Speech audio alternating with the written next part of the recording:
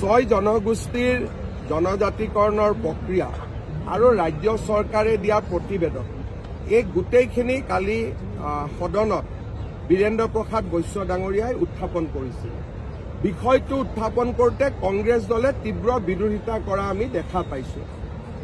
যোৱা কেইদিনমান আগলৈকে তেওঁলোক ছয় জনগোষ্ঠীৰ সমৰ্থনত আছিল।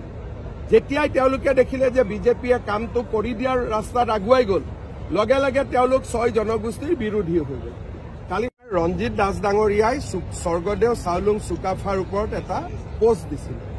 সেই পোষ্টটোকে চুৰি কৰি কংগ্ৰেছ দলেও একেটাই পোষ্ট কৰি দিলে। আৰু আপোনালোকে জানে যে লাচিত বৰফুকনৰ দিনাখনো তেওঁ গধূলিহে ৰাইজক লাচিত বৰফুকনৰ স্মৃতি তৰ্পণ কৰিছিল। চাওলুং চুকাফাৰো স্মৃতি তৰ্পণ 11টা বজাত, তাকো বিজেপিৰ ৰঞ্জিত দাসৰ পৰা কণ্টেণ্টটো চুৰ কৰি, আৰু এইবিলাক ৰেকৰ্ডৰ কথা পিছত ড্ৰপ কৰি দিলে।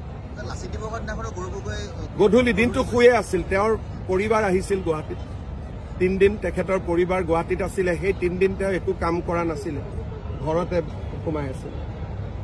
আমাৰটোতো কোন কেতিয়া আহে চাব সময় নাই। তেওঁৰ গুৱাহাটীত তেওঁৰ পত্নী 3 দিনৰ কাৰণে গুৱাহাটীত আহিছিল, আৰু 3 দিন তেওঁ ঘৰৰ পৰা বাহিৰে ওলোৱা নাছিল, অকল তেওঁ ঘৰতে থাকিলে। সেইকাৰণে লাচিত বৰফুকনৰো স্মৃতি তৰ্পণ কৰোঁতে গধূলি হৈ গ'ল।